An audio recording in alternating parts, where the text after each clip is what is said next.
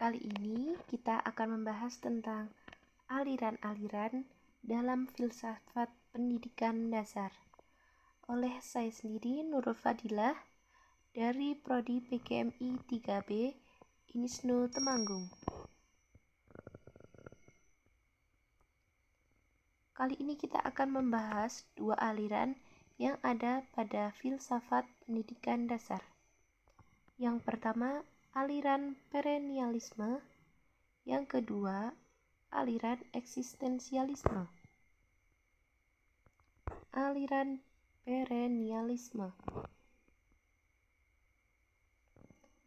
Pengertian dari aliran perennialisme secara etimologi, perennialisme diambil dari kata perennial dengan mendapat tambahan isme.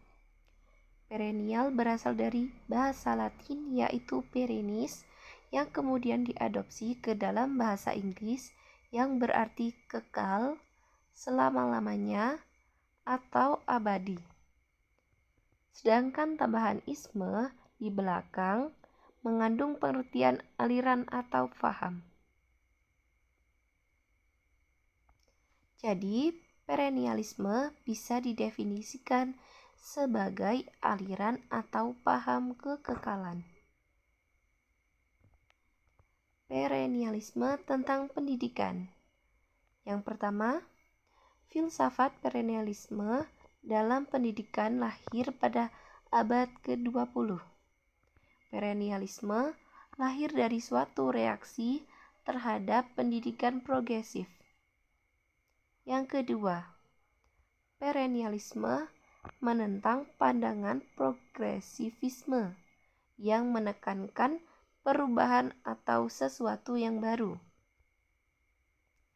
Yang ketiga, perennialisme percaya bahwa seseorang harus mengajarkan hal-hal yang dianggap menjadi kemanfaatan abadi bagi semua orang di mana-mana.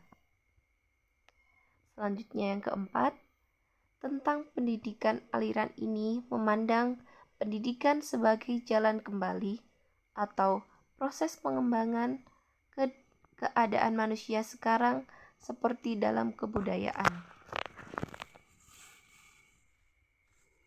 Tokoh-tokoh yang ada di dalam aliran perennialisme ada 4. Yang pertama, Aristoteles. Yang kedua, Thomas Aquinas. Yang ketiga, Fridtjof Schuon. Yang keempat, Sayyid Hussein Nasr. Implementasi dalam pembelajarannya. Yang pertama, menurut Plato, ilmu pengetahuan dan nilai sebagai manifestasi dari hukum universal yang abadi dan ideal. Yang kedua, menurut psikologi Plato, manusia pada hakikatnya memiliki 3 potensi dasar, yaitu nafsu, kemauan, dan pikiran. Yang ketiga, filsafat perennialisme memandang pendidikan sebagai proses menuntut kemampuan-kemampuan yang tertidur atau bakat terpendam yang dimiliki seseorang menjadi aktif atau nyata tergantung pada kesadaran tiap individu. Yang keempat, pendapat Aristoteles.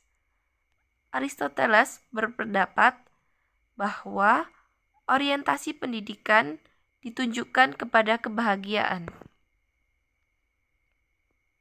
Yang selanjutnya, aliran eksistensialisme.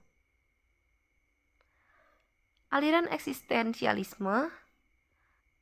eksistensialisme merupakan gerakan filosofis yang menganut paham bahwa tiap orang harus menciptakan makna di alam semesta yang tak jelas, kacau, dan tampak hampa ini.